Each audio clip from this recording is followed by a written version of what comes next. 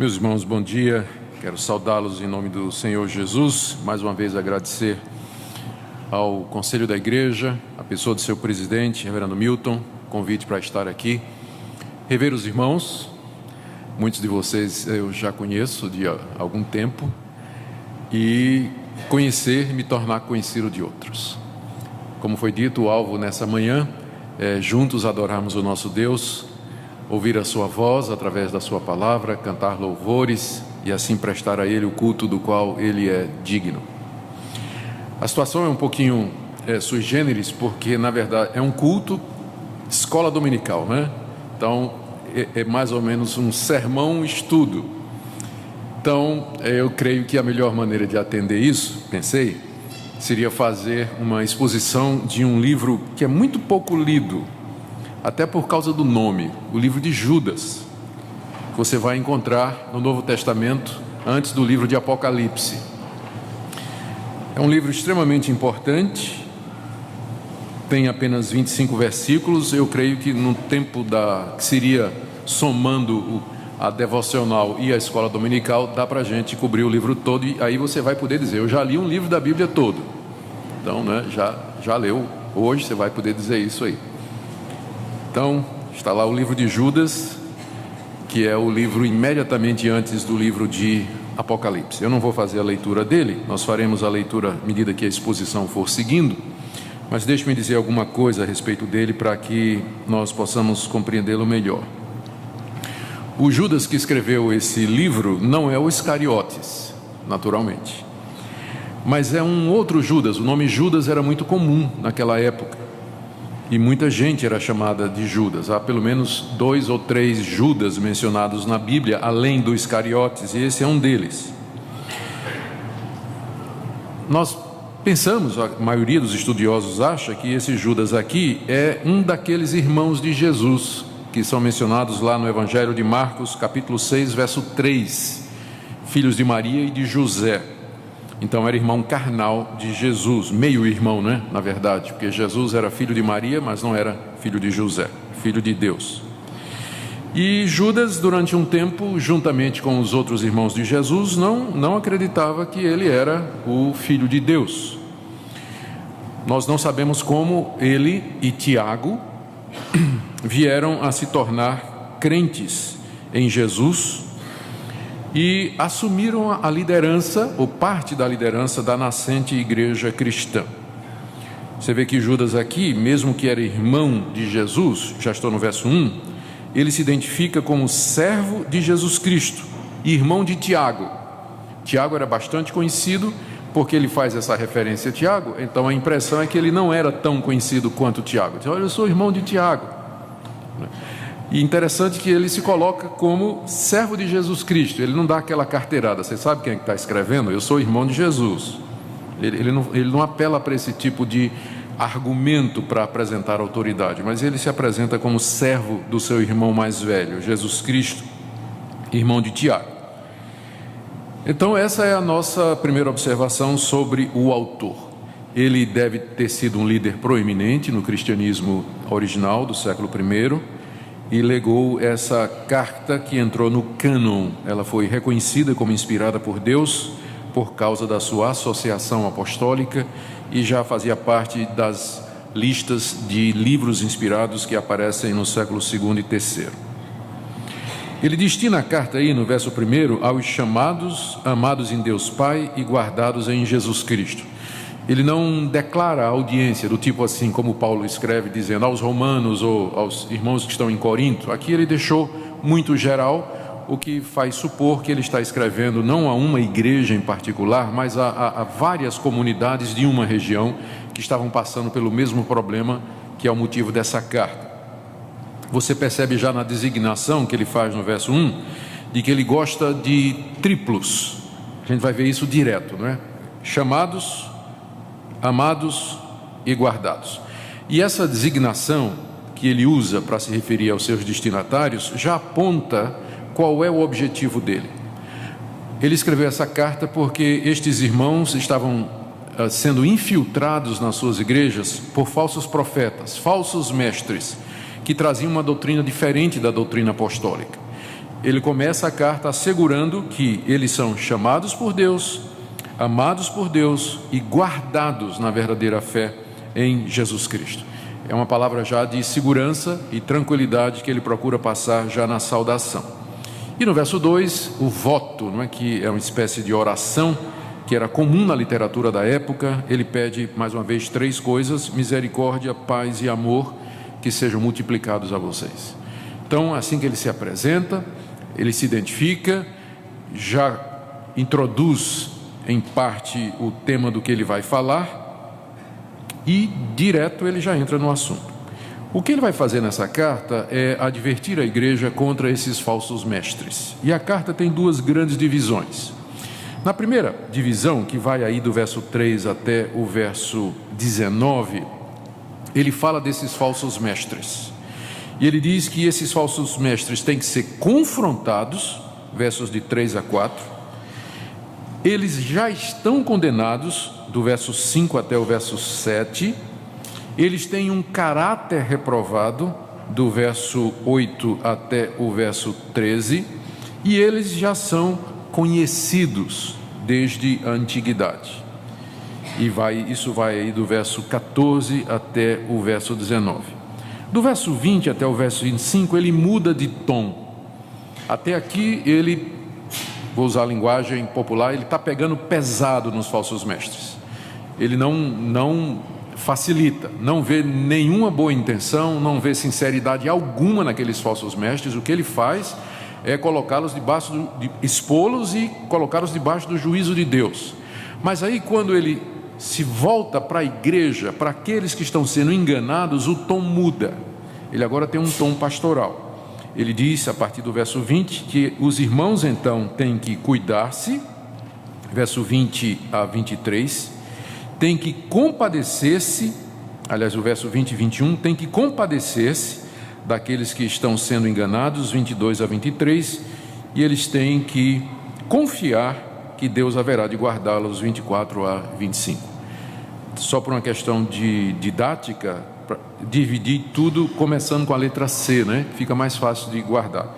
Confrontados, condenados, caráter reprovado, são conhecidos, e a igreja tem que cuidar-se, compadecer-se e confiar na providência de Deus. Então, a carta, esse é o esboço geral dela, e nós vamos agora entrar nos detalhes para ver de que maneira Judas procura ajudar aqueles irmãos. Do verso 3 a 4, ele fala da necessidade de confrontar aqueles falsos mestres. Amados, quando empregava toda a diligência em escrever-vos acerca da nossa comum salvação, foi que me senti obrigado a corresponder-me convosco, exortando-vos a batalhardes diligentemente pela fé que uma vez por todas foi entregue aos santos. Pois certos indivíduos se introduziram com dissimulação, os quais desde muito foram antecipadamente pronunciados para essa condenação, homens ímpios que transformam em libertinagem a graça de nosso Deus e negam o nosso único soberano e Senhor Jesus Cristo. Nesses 2 versículos, Judas explica a razão pela qual ele escreveu. No verso 3, ele diz que ele estava começando a escrever uma carta e que ele ia falar a respeito da salvação comum, ou seja, a salvação da qual todos eles participavam, que é a salvação pela fé em Cristo Jesus. Assunto extremamente importante. Talvez ele fosse discutir a questão de fé e obras, que era um problema naquela época, o lugar de Israel na história da salvação, enfim, ele ia falar sobre a salvação. Quando ele diz no verso 3 ainda que ele se sentiu obrigado a mudar de assunto. Tem coisas que são importantes, mas tem outras que são urgentes. Falar sobre a salvação era importante, mas advertir contra os falsos mestres era urgente. Por isso que ele diz, eu não vou escrever sobre salvação, porque tem uma coisa urgente que precisa ser tratada agora, que é a questão dos falsos mestres que estão entrando na igreja e ameaçando a vida de vocês. É o que ele diz aqui, ele se sentiu obrigado a corresponder-se com eles, exortando-os a batalhar pela fé que uma vez por todas foi dada aos santos. Essa obrigação que ele sentiu, essa compulsão que ele sentiu, é o resultado do fato de que ele era chamado por Deus para liderar a igreja. Ele havia sido colocado por Deus como um dos líderes da igreja. E o verdadeiro líder, ele se sente obrigado a cuidar do rebanho e dar atenção às coisas urgentes. É isso que Judas sentiu aqui. Por isso ele não vai escrever sobre salvação, mas vai escrever a respeito dessa heresia que clamava por atenção imediata. O que ele quer fazer, no verso 3 ainda, é que os irmãos se engajem na luta pela fé. Está aí no verso 3, que vocês batalhem diligentemente pela fé que uma vez por todas foi entregue aos santos. Eu já ouvi muita gente dizer assim: Deus não precisa de defensores, o Evangelho não precisa de defensores, Deus mesmo faz a sua obra. Se fosse assim, por que os apóstolos escreveram cartas? Se fosse assim que Deus vai fazer tudo isso, para que nós temos o Novo Testamento? Para que Judas escreveu? Deus nos deu o seu Evangelho, Ele é Deus, Ele é Senhor, mas aprove a Deus, e essa é a maneira dele agir no mundo, usar o seu povo para atingir os seus propósitos. A fé já nos foi dada de uma vez por todas. Está aqui no verso 3. Fé aqui não é o ato de crer, que seria subjetivo, mas é a fé como conjunto de doutrinas e de verdades que devem ser cridas. A fé evangélica, ou seja, o cristianismo, aquilo já estava formado, formatado e definido no tempo que Judas escreveu. Tem gente que pensa hoje que Deus continua a trazer novas verdades, a trazer novos aspectos, novos ensinamentos para a igreja, quando Judas, escrevendo talvez na década de 60, diz que o Evangelho, a fé já foi dada de uma vez por todas. Não temos nada a acrescentar. Temos que preservar, é isso que o Novo Testamento nos ensina, preservar o ensino apostólico, o legado que nos veio através deles, e disseminar essa verdade, proclamá-la e persuadir as pessoas a viver por essa verdade que já foi dada. Não é minha tarefa, nem sua, nem de ninguém, desde o século I, acrescentar coisa alguma ao Evangelho, mas entendê-lo, defendê-lo e aplicá-lo, anunciá-lo ao mundo todo. É isso que ele quer que a igreja faça aqui, que eles se engajem nessa luta, porque é uma luta mesmo. Não podemos assim pensar que a verdade do Evangelho ela não precisa de defesa, ela precisa sim. A gente precisa argumentar, a gente precisa responder, precisa confrontar, precisa explicar e precisa persuadir. Porque o mundo está cheio de falsos mestres, de falsos ensinos. Satanás não descansa e ele constantemente está tentando corromper a verdade, corromper as mentes, corromper o coração, corromper a igreja, corromper a doutrina, e a gente vê apostasia em todo lugar. Daí a importância de falar sobre salvação é muito importante, mas às vezes falar sobre heresia se torna urgente. E nós precisamos estar preparados para fazer essa distinção. E aí ele entra no verso 4, nos detalhes dessa heresia, que ele está preocupado e para a qual ele quer chamar a atenção da igreja. Ele diz que certos indivíduos, ele não nomeia estas pessoas, mas com certeza os seus ouvintes sabiam quem eram, seus leitores. Certos indivíduos se introduziram com dissimulação. Ele diz aqui 4 ou 5 coisas sobre estas pessoas. Primeiro, que eles se introduziram com dissimulação. O falso mestre, o falso profeta, ele não vem com um rótulo escrito na testa, falso profeta. Ele vem usando a linguagem evangélica, ele vem usando a Bíblia, ele vem usando os costumes evangélicos, ele vem usando os hinos evangélicos, e lá no meio ele começa a disseminar as suas heresias. No meio de tudo. É isso que torna o erro religioso tão perigoso, porque ele não vem aberto, ele vem dissimulado. E daí já diz alguma coisa a respeito da intenção desse pessoal. Quando a pessoa é honesta, ela não precisa de dissimulação. Ela dissimula porque as suas intenções não são boas. Por isso que Judas não dá o menor crédito a esses falsos mestres aqui. Eles são dissimulados mesmo. Porque às vezes a gente ouve a pessoa dizendo: fulano de tal, eu sei, ele ensina uma coisa errada, mas de repente ele é sincero, né? De repente ele é sincero, só está enganado. Pode ser que ele seja sincero, mas até prova em contrário, a Bíblia geralmente considera os falsos profetas como movidos de falsas intenções. Eles têm que dissimular. E gente que dissimula é porque não está sendo transparente, não está sendo honesta e não está sendo verdadeira. Então, Judas não dá o menor crédito para esse pessoal, dizendo assim: bichinho, né? Tá, só falta um pouco de iluminar, vamos orar por ele, ou enfim. Bom, não estou dizendo que vocês não orem, mas orem então para ele mudar o coração de vez, né? Para se converter talvez, né? Provavelmente precisa de conversão, ou de coisa dessa natureza. Então eram dissimulados. Segunda coisa que ele diz aqui, é que eles desde muito foram antecipadamente pronunciados para essa condenação. Judas está dizendo que desde a eternidade, o Deus soberano já havia pronunciado a condenação destas pessoas. A condenação de gente assim já está escrita por Deus desde a fundação do mundo, desde antes da fundação do mundo. É como se Judas dissesse: não tem escapatória, eles não vão escapar da condenação, porque desde a eternidade Deus já escreveu, determinou que falsos mestres como estes sofrerão o seu juízo. Ou seja, não deem espaço para esse pessoal. É como se ele dissesse assim: são irrecuperáveis, e alguns de fato são mesmo irrecuperáveis. Não sabemos quais, por isso podemos orar por todos eles, mas sabendo que desde a eternidade Deus já preordenou a condenação desse pessoal. Terceira coisa que ele diz é que são homens ímpios, homens maus, perversos, que de fato não conhecem a Deus. E aqui vem, em quarto lugar, em que é que consistia o erro deles? Eles transformam em libertinagem a graça do nosso Deus. A palavra libertinagem aqui no original tem a ver com libertinagem de natureza sexual.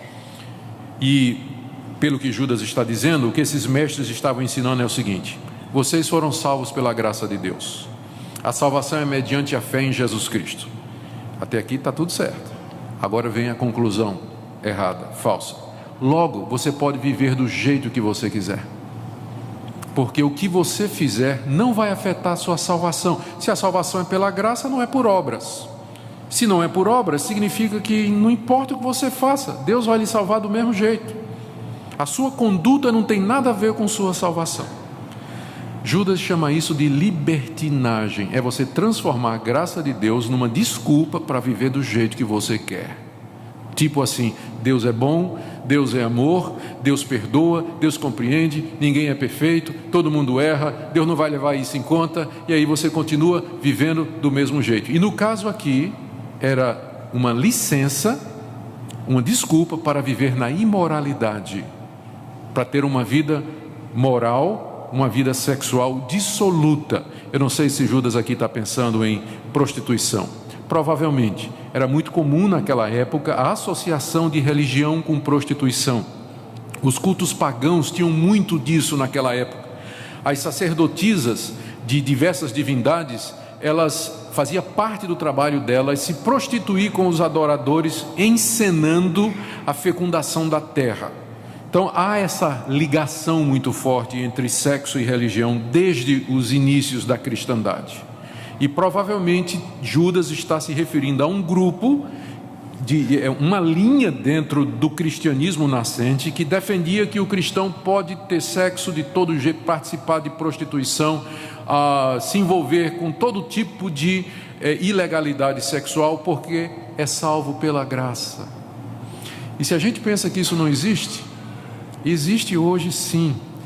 Eu poderia dar a você o endereço no Facebook ou na internet de comunidades, algumas delas se chamam presbiterianas, onde sexo entre os namorados é defendido abertamente, que casamento é coisa ultrapassada, que tem que ter sexo mesmo. Os namorados viveram uma vida sexual ativa, que casamento é uma coisa que você pode ou pode não ter, e defendendo a homossexualidade, a prática homossexual e uma série de outras coisas, sexo consensual entre dois casais e coisas assim, defendendo abertamente. Quando você vai perguntar: mas peraí, qual é o argumento para isso? A graça de Deus. É um Deus gracioso, é um Deus bom. Essa ideia de um Deus carrancudo, um Deus irado, um Deus que castiga, isso é da Idade Média, isso é fundamentalismo, né? Não tem nada a ver isso. Nós vivemos hoje uma nova concepção de um Deus que nos aceita como nós somos. Você vai encontrar gente que se diz inclusive presbiteriana, evangélica, defendendo isso hoje. Os libertinos não acabaram. As ideias libertinas continuam hoje na igreja de que o Evangelho nos dá uma base ou uma desculpa para a gente viver de qualquer maneira. Essa é uma falsa compreensão do que é o Evangelho. O Evangelho foi dado não somente para tirar a culpa do nosso pecado, mas para nos livrar do seu poder e finalmente da sua presença na ressurreição. E a última coisa que Judas diz desse pessoal, e que é a consequência de tudo, está aí o final do verso 4, que assim eles negam o nosso único soberano e Senhor Jesus Cristo. Em que sentido os libertinos negam Jesus Cristo? Ora, porque o que é que o Senhor Jesus Cristo veio fazer? Ele veio dar a sua vida, Ele veio sofrer na cruz, Ele veio morrer para nos livrar dos pecados. E na hora que você usa o nome de Jesus para viver no pecado, você está negando não somente o que Ele fez, mas negando a pessoa dele. Então, no final, a heresia é essa: é você usar a graça de Deus para viver de qualquer maneira. No final você não está exaltando a graça de Deus, você está negando a Jesus Cristo. Portanto, é uma heresia e ela precisa ser combatida.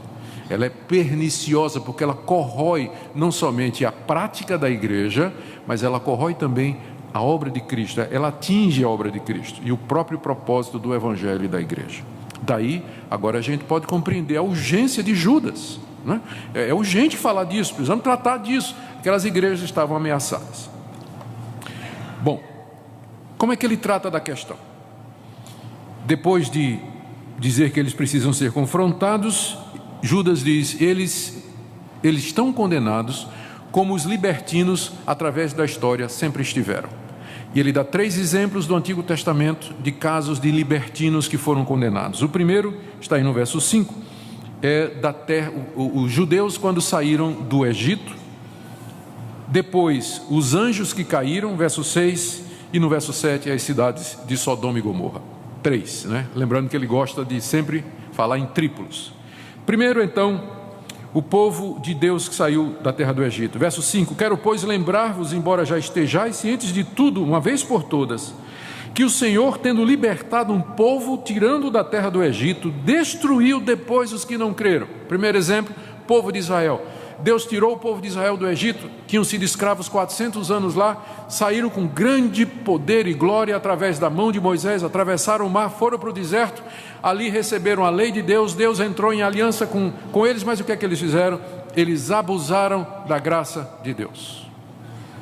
O livro de Êxodo, Levítico, Número e Deuteronômio narra como o povo de Israel, lá no deserto, se prostituiu, murmurou, adorou outros deuses, quebrou todas as leis que Deus havia dado. Qual foi o resultado disso? Deus os destruiu no deserto. Toda aquela geração morreu, nenhum deles entrou na terra prometida, a não ser a família de Josué e Caleb. Primeiro exemplo de Judas. Vocês lembram o povo de Israel? Eles abusaram da graça de Deus, eles presumiram, se sentiram confiados demais, porque Deus tinha uma aliança com eles, e resolveram abusar da graça de Deus. Qual foi o resultado? Deus destruiu aquela geração toda. Ele vai fazer a mesma coisa com você, se você for libertino, porque é o mesmo Deus, não muda. Segundo exemplo, está aí no verso 6: e aos anjos que não guardaram o seu estado original, mas abandonaram o seu próprio domicílio, Ele tem guardado sob trevas em algemas eternas para o juízo do grande dia. A referência aqui é a Satanás e seus anjos, criados por Deus como anjos para a glória de Deus e para o serviço de Deus, não contentes com o seu próprio domicílio, não contentes com o seu próprio status e situação em que foram criados, eles resolveram que queriam mais, eles queriam ser como o próprio Deus, queriam tomar o lugar de Deus. Mais uma vez você vê, é uma outra ordem de seres, mas seres morais, como os anjos, que abusam e presumem da graça de Deus, não satisfeitos com o benefício que receberam, especialmente Lúcifer, especialmente aquele que veio a ser Satanás depois. Eles quiseram mais, eles quiseram ir além do que Deus havia estabelecido, e o resultado, Deus os guarda em algemas eternas para o juízo do grande dia. É a maneira dele dizer, a maneira figurada. Satanás não está preso por uma corrente, não é? Nem os anjos estão presos por uma corrente. É uma maneira figurada de Judas dizer que o castigo deles é inevitável. Eles já estão presos, já foram julgados, já estão presos, estão só aguardando a execução, figuradamente. Ou seja, é inexorável, eles abusaram e presumiram da graça de Deus, Deus os condenou e no dia do juízo serão lançados no lago de fogo e enxofre que arde para todo sempre. É o segundo exemplo que ele dá. Terceiro, Sodoma e Gomorra. Verso 7. Como Sodoma e Gomorra e as cidades circunvizinhas, que havendo se entregado à prostituição como aqueles, seguindo após outra carne, são postas para exemplo do fogo eterno, sofrendo punição. Aqui, o caso de Sodoma e Gomorra funciona da seguinte maneira. O castigo, o erro deles, Judas diz aqui, e das cidades circunvizinhas, não foi só Sodoma e Gomorra, mas outras vilas ao redor, eles foram após outra carne.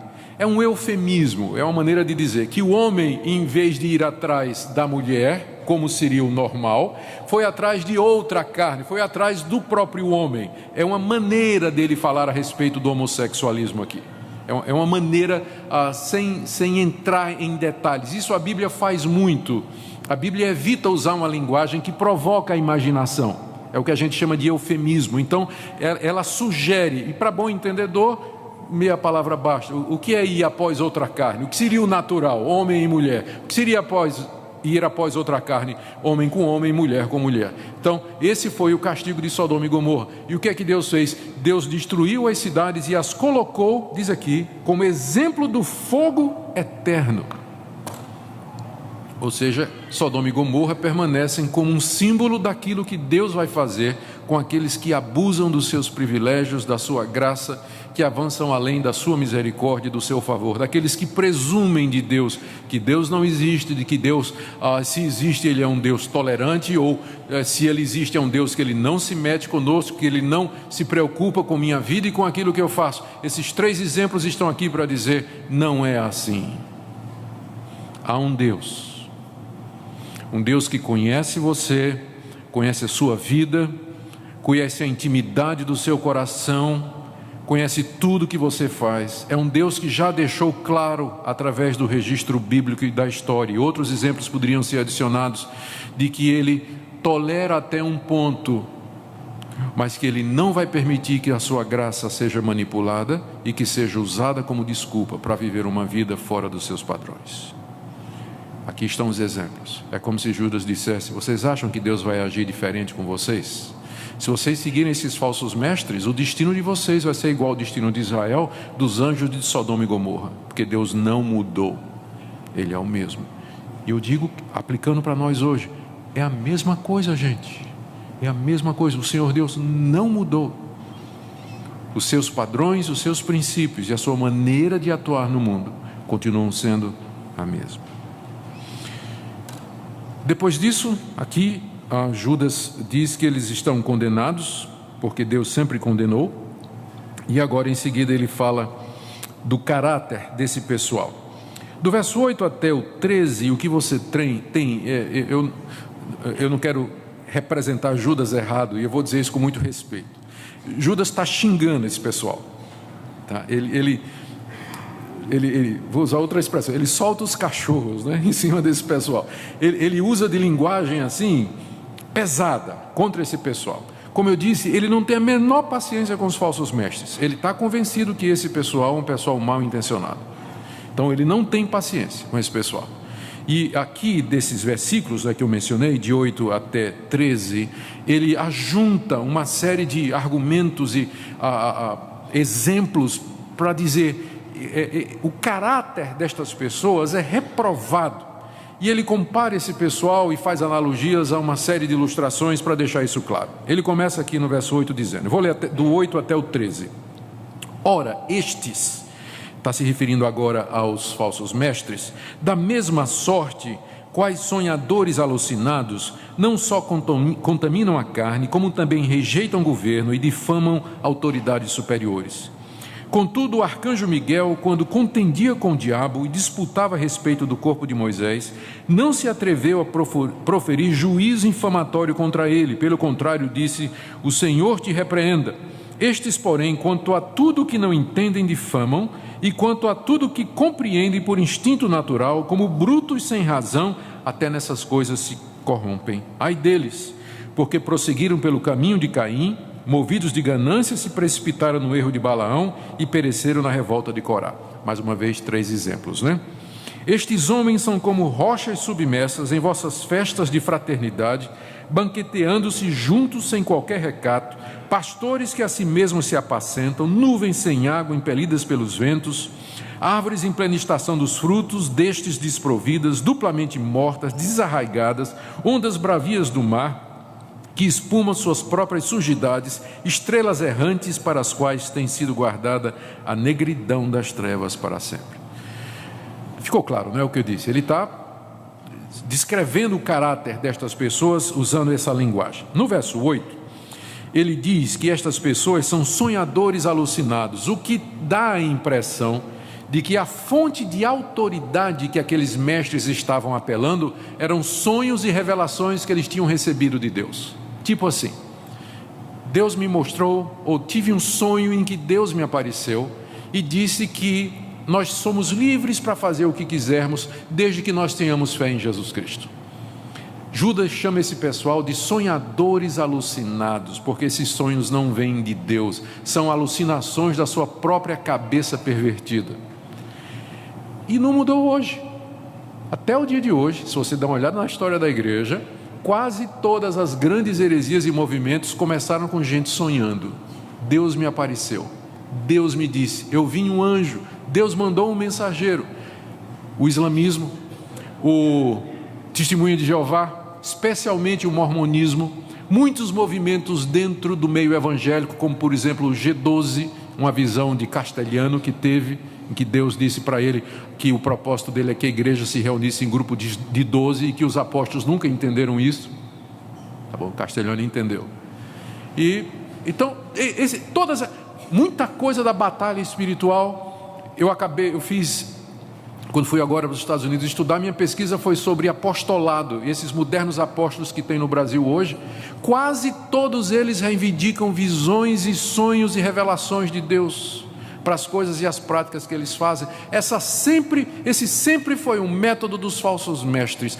Deus me apareceu, Deus me disse. É por isso que na Reforma Protestante nós dissemos sola Scriptura. O que exceder a palavra de Deus, nós não temos a obrigação de receber como dele. Isso quer dizer que Deus não nos fala hoje? Claro que ele fala. Eu creio que ele está falando agora de manhã, e eu creio que você está ouvindo. E eu creio que o Espírito Santo está aplicando estas coisas no seu coração, comparando coisa espiritual com espiritual. Eu sei que Deus está falando, sei que Ele fala. Quando eu abro a palavra eu leio, quando estou em oração. Mas estes homens diziam, Deus me apareceu, eu tive um sonho.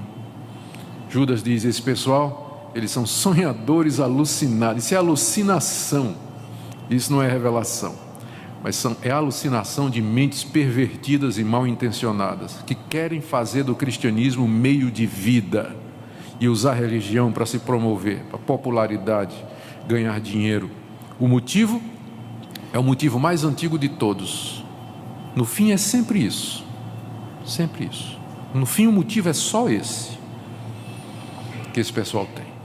Bem, são sonhadores alucinados. Não só corrompem a carne, está aí no verso 8, contaminam a carne, uma referência à abordagem sexual da heresia, como também rejeitam o governo de fama, autoridades superiores, provavelmente uma referência ao método deles. Eles entravam nas igrejas e começavam a minar a autoridade dos líderes, questionando a autoridade deles e dizendo, eu tenho uma fonte maior, porque Deus me apareceu.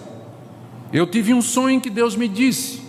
Ou seja, a minha autoridade é maior do que a dos pastores de vocês. Então eles queriam se impor e tomar a liderança da igreja. E aqui Judas usa um exemplo do Antigo Testamento, na verdade não é é uma mistura de Antigo Testamento com uma tradição não canônica, de um episódio que não está na Bíblia, mas que foi preservado oralmente entre os judeus e também num livro chamado Assunção de Moisés, que não é um livro canônico, mas na verdade é um apócrifo. É a história, está aí no verso 9, de que quando Moisés morreu, isso o livro de Deuteronômio diz, Moisés morreu e Deus o sepultou no alto do monte. E aí, Judas nos informa que quando isso aconteceu, o diabo veio pedir o corpo de Moisés a Deus, com o seguinte argumento, Moisés é assassino porque ele matou o egípcio e todo assassino me pertence, eu quero o corpo de Moisés. Isso é o que diz lá esse livro apócrifo, A Ascensão de Moisés, não é? E aí Deus mandou o arcanjo Gabriel para contender, o arcanjo Miguel, para contender com o diabo e dizer: você não vai levar o corpo de Moisés, porque Moisés, servo de Deus, errou, é verdade, mas foi perdoado pelo Altíssimo. É servo de Deus, você não vai levar o corpo dele. Deus queria esconder o corpo de Moisés para que os israelitas não adorassem o corpo de Moisés. Isso não está no Antigo Testamento, isso está nesse livro apócrifo chamado A Assunção de Moisés. E alguns até acham assim que Judas, como é que Judas vai usar um livro apócrifo, né? E a resposta que a gente dá é que Deus, o fato de que Judas está citando a Assunção de Moisés, a Ascensão de Moisés, não canoniza o livro, mas somente aquela parte que Judas está citando. Aquela parte era inspirada. E Judas, inspirado pelo Espírito Santo, sabia distinguir o que era verdade e erro. Nós não temos essa capacidade hoje, porque nós não temos o dom da inspiração, como Judas tinha. Mas aquilo que ele cita desse livro e de outro mais adiante, que é o livro de Enoque, aquilo é verdade e Deus queria que fosse preservado. E na hora que ele cita na sua carta, se torna canônico. Nós recebemos como palavra de Deus e a história está completa. Mas o ponto dele aqui é que quando o arcanjo Miguel estava discutindo com o diabo, o arcanjo não proferiu, não se atreveu a proferir um juízo infamatório contra Satanás, mas disse: o Senhor te repreenda.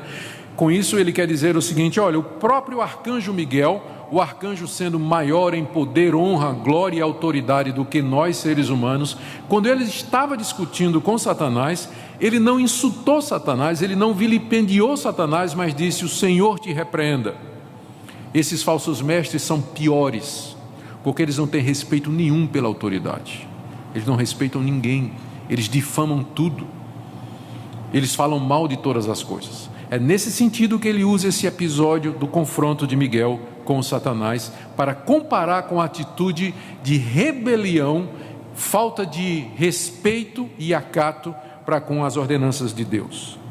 É o que ele diz no verso 10. Estes, porém, nota aí o contraste, ao contrário de Miguel, quanto a tudo que não entendem, difamam, e quanto a tudo que compreendem por instinto natural, como brutos sem razão, até nessas coisas se corrompem. É uma frase complicada aqui no grego, difícil de traduzir, mas o que ele está dizendo é o seguinte: a compreensão que esse pessoal tem é dos animais, eles são brutos sem razão, ele entende estas coisas por instinto, como uma besta, como um cachorro, como um cavalo, que não tem inteligência, mas tem instinto.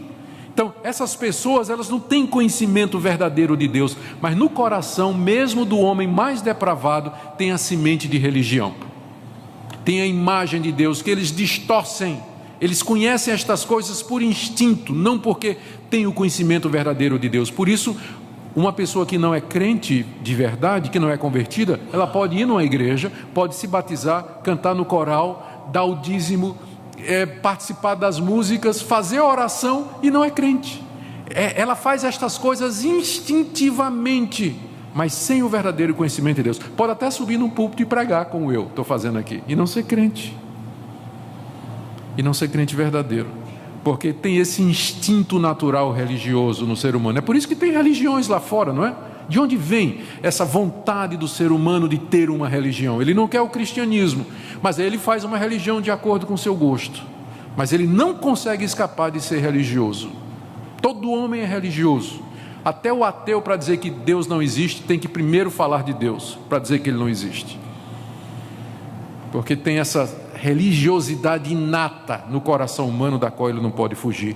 Judas diz que esse pessoal é assim, são animais religiosos. Ele está xingando eles assim, eles são bestas religiosas, em outras palavras, não é? E aí continua, verso 11, 3 exemplos, interessante aqui, olha. Ai deles, porque prosseguiram pelo caminho de Caim. O que é que Caim tem a ver com isso? Ora, vocês sabem, Caim foi o inventor da primeira falsa religião, não é isso? Caim é o patrono dos falsos mestres. Quem foi que inventou a primeira falsa religião? Caim.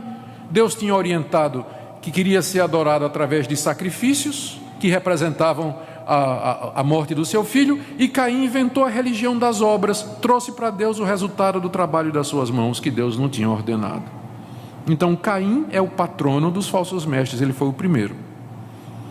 Em seguida ele compara: são movidos de ganância e se precipitaram no erro de Balaão. Quem foi Balaão? Era um profeta no Antigo Testamento que profetizava por dinheiro. Se você pagasse Balaão, ele lançava um encanto, né? Fazia um trabalho a seu favor. Se você pagasse, ele podia reatar o seu casamento, trazer de volta a pessoa amada, né? Quebrar mal olhado, tirar encosto. Se você pagasse, Balaão fazia qualquer coisa. Então Balaão é associado com esses falsos mestres, porque esses falsos mestres estavam atrás de dinheiro. Eles queriam ganhar a liderança das igrejas, porque isso significava sustento, salário, exploração. Até hoje a mesma coisa. E finalmente pereceram na revolta de Corá. O que Corá tem a ver com isso? O episódio aqui de Números 16, onde Corá, que era um dos líderes era um sacerdote, era um levita da tribo de Israel, das tribos de Israel, ele queria o lugar de Arão, que era o sumo sacerdote. Ele almejava cargos eclesiásticos, ele queria cargos religiosos. E Deus abriu a terra e precipitou Corá e toda a família com ele. Então, que descrição perfeita que Judas faz do falso mestre. O patrono é Caim, a motivação quem dá a Balaão, e externamente ele quer liderança religiosa como Corá. É a mesma coisa hoje, não mudou absolutamente nada. Por isso que essa carta é tão atual. É tão atual. E aí do verso 12 a 13, uma série de comparações da natureza para falar destas pessoas. Eles são rochas submersas. Aqui em Goiânia vocês não sabem do que é isso, né? Porque não tem mar, não tem essas coisas, não tem rio, não tem nada. Mas quem mora... Rio tem, né? Eu ouvi dizer que tem. Então, que é a praia do Goiânia, não é isso? É um rio. Mas eu fui criado no litoral, lá no Nordeste. E lá em Recife, né? E eu gostava muito de ir para as pedras, aqueles bancos de corais que dão nome inclusive à cidade, né? Que fecha a entrada e faz praias, piscinas naturais maravilhosas. E ia de lancha, meu pai tinha lancha, e a gente sempre tinha que cuidar, porque a uma certa altura a maré subia e encobria o coral, mas não tão alto que dava para passar uma lancha. Essas rochas submersas é um perigo para a navegação, porque você não vê. E quando você menos espera, você bateu nela. Se bateu, você afunda. Estes homens são comparados a rochas submersas, porque eles estão ali embaixo do fio d'água na igreja, quase imperceptíveis, mas eles são a causa do naufrágio de muita gente. O perigo deles está nisso, que estão submersos, às vezes disfarçados, dissimulados, ensinando a heresia, disseminando veneno, trazendo dúvida. Rochas submersas em vossas festas de fraternidade, banqueteando-se juntos sem qualquer recato. Aqui Judas está fazendo uma alusão à prática da igreja apostólica de ter festas de fraternidade. A palavra no grego é ágape. Essas festas eram reuniões dos crentes em um determinado lugar, onde se trazia alimentação, cada família trazia comida, eles se banqueteavam, e depois eles celebravam a ceia do Senhor e tinha a pregação da palavra de Deus.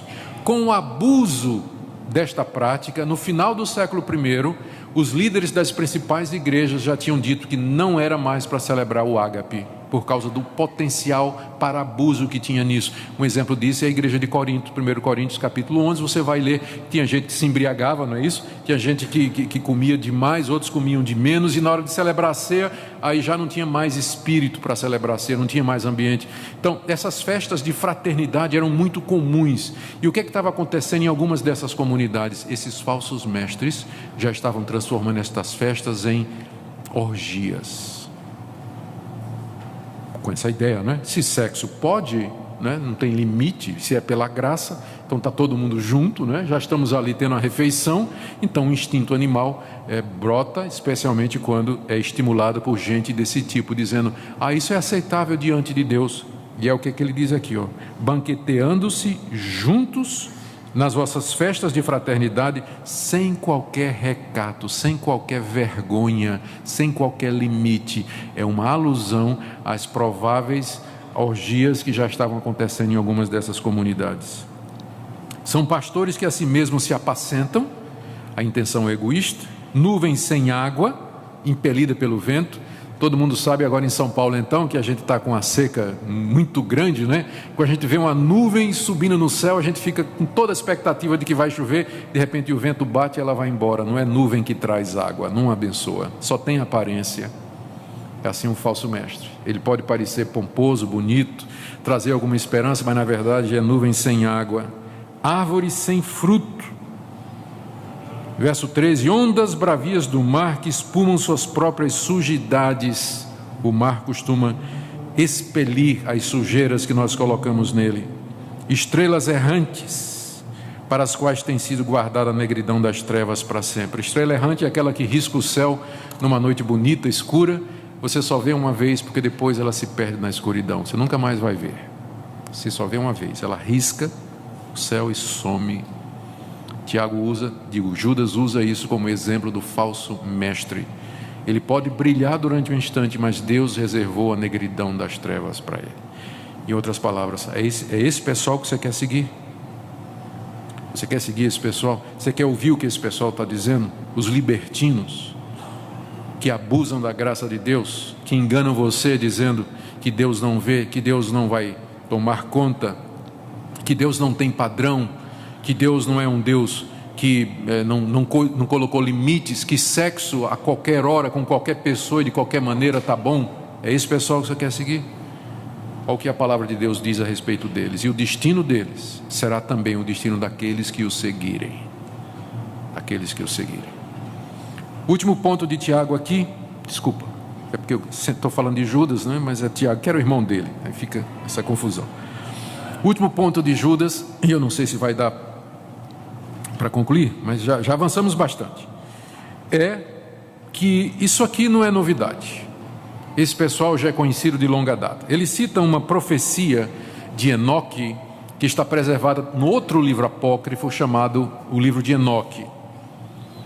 Verso 14: quanto a estes foi que também profetizou Enoque, o sétimo depois de Adão, dizendo: eis que veio o Senhor entre suas miríades para exercer juízo contra todos e para fazer convictos todos os ímpios acerca de todas as obras ímpias que impiamente praticaram e acerca de todas as palavras insolentes que ímpios pecadores proferiram contra eles. Essa profecia de Enoque não está no Antigo Testamento.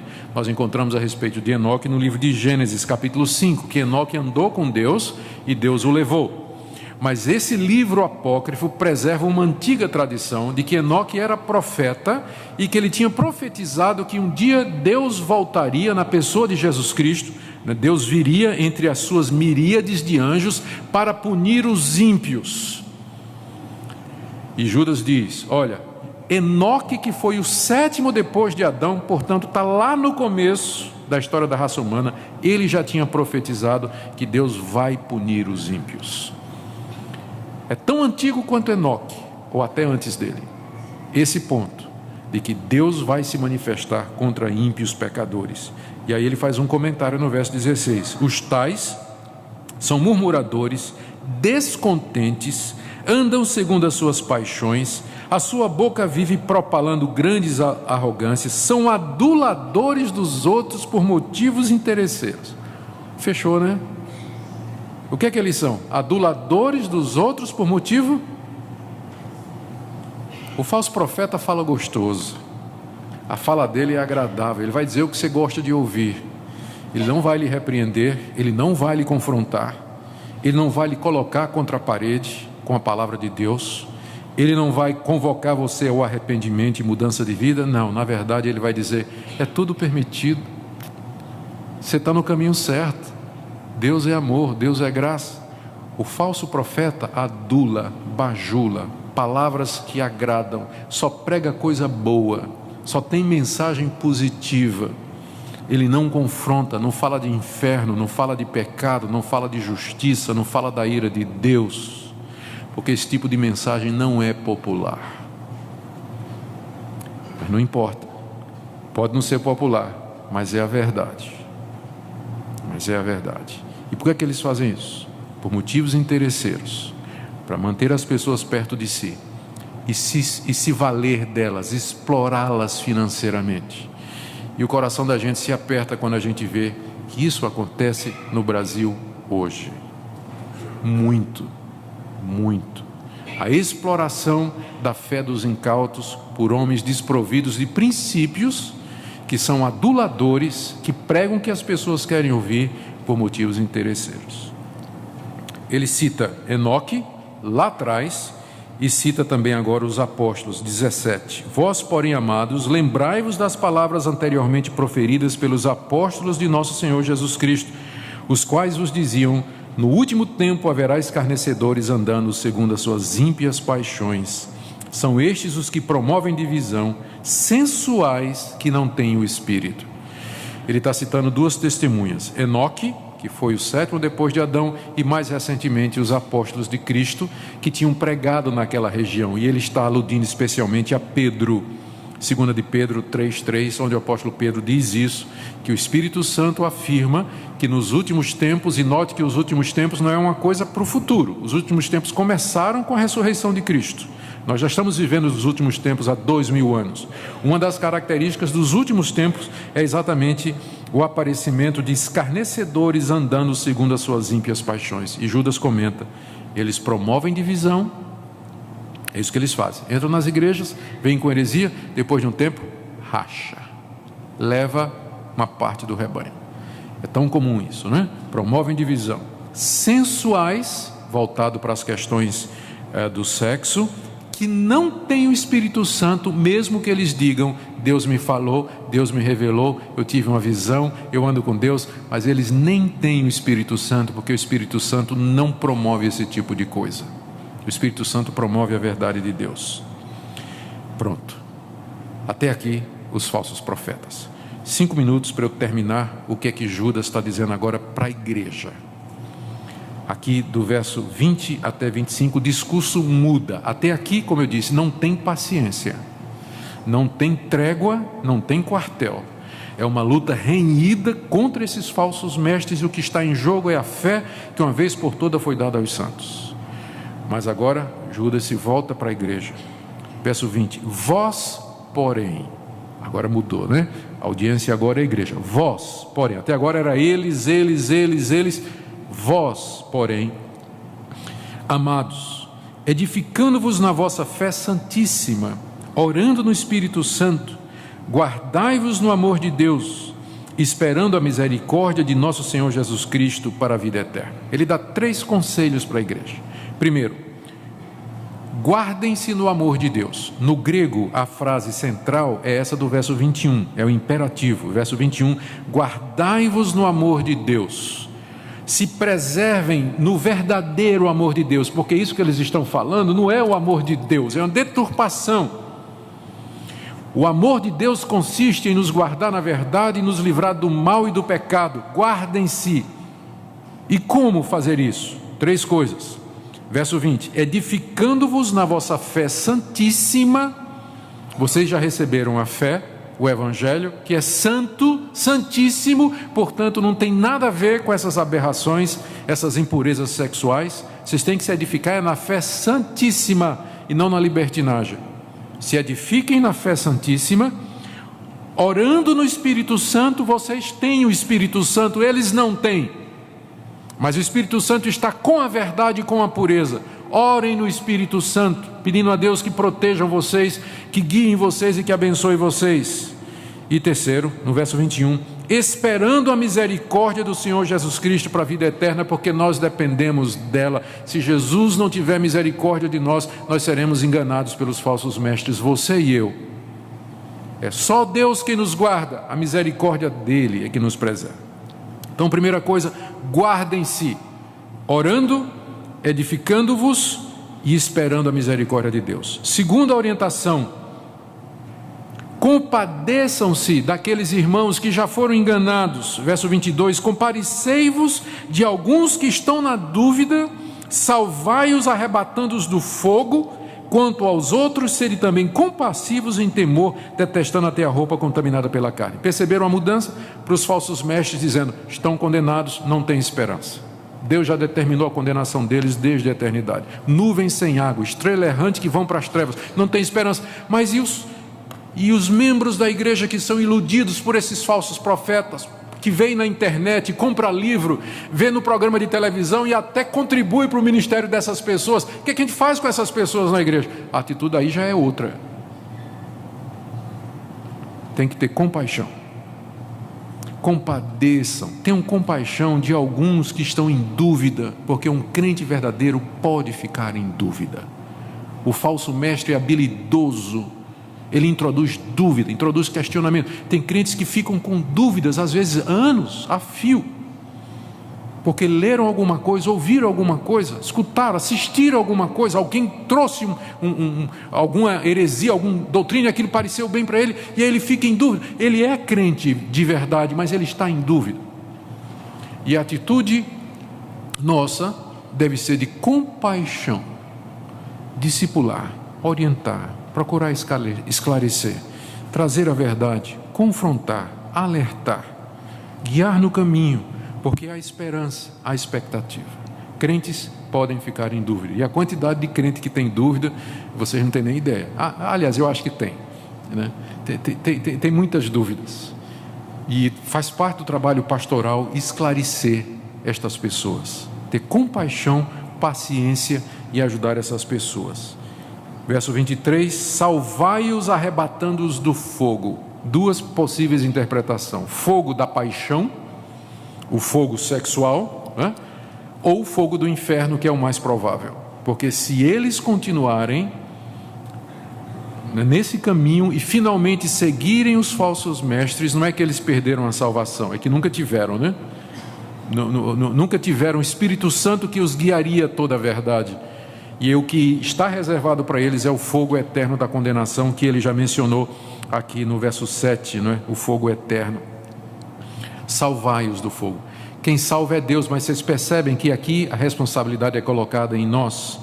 Nós temos que salvar estas pessoas do fogo. Quem são elas? Membros da igreja, pessoas que estão próximas da igreja, que estão cheias de dúvida, que estão em conflito, que estão incertas. Isso produz desânimo, produz flutuação de altos e baixos na vida espiritual, que afeta tudo. A tarefa da igreja é ajudar estas pessoas, tendo compaixão. E ao fazer isso, verso 23, ser compassível em temor, detestando até a roupa contaminada pela carne. Ao fazer isso, tenha cuidado, deteste até a roupa contaminada pela carne. É uma maneira meio dramática de colocar. Ele está dizendo o seguinte: chega perto, mas não tanto. Você quer ter um ministério entre prostitutas? Vá evangelizar as prostitutas, mas mantenha uma distância segura. Você quer evangelizar homossexuais? Vá ajudá-los, mas mantenha uma distância segura. Você vai aconselhar alguém, homem, vai aconselhar uma mulher, é bom que no teu escritório tenha uma janela de vidro desse tamanho, e de preferência vá com sua esposa, ajuda, mas toma cuidado para que você também não caia. Muita gente que foi salvar outra que estava se afogando, morreu os dois. Salve, mas cuidado, rejeite até a roupa contaminada da carne, cautela, sabedoria. Tem muita gente que é bem intencionada, mas falta juízo. Como diria lá no Nordeste, cutuca o cão com a vara curta, né? Se você vai cutucar o cão, que seja com a vara comprida. Precisa ter cuidado para fazer isso. Tem gente que quer fazer ministério não sei aonde, se expor em tal lugar. Meu irmão, tenha cuidado, o espírito está pronto, mas a carne é fraca. Tem que aconselhar fulano, tem que cuidar de cicrano. De repente os problemas e os dramas e as dúvidas de cicrano são maiores do que você pode aguentar. Deixa alguém mais experiente, pede ajuda, porque às vezes acaba se envolvendo e cai os dois, cai junto. E não são poucas vezes que pastores caíram por falta de cuidado na hora de exercer o pastorado e ver estas coisas. Última orientação, falei 5 minutos, né? Então, dentro dos 4 que eu ainda tenho, deixa eu terminar aqui do verso 24 a 25, quando ele diz: por último, confia em Deus.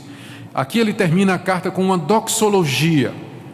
Doxologia é uma mistura de oração, de louvor, exaltação a Deus. Ora, há aquele que é poderoso para vos guardar de tropeços e para vos apresentar com exultação imaculados diante da sua glória, ao único Deus nosso Salvador, mediante Jesus Cristo Senhor nosso, glória, majestade, império e soberania, antes de todas as eras e agora e por todos os séculos. Amém. Que fim apropriado para essa carta. Ele glorifica a Deus, mas ó como ele se refere a Deus. Primeiro, aquele que é poderoso para vos guardar de tropeços.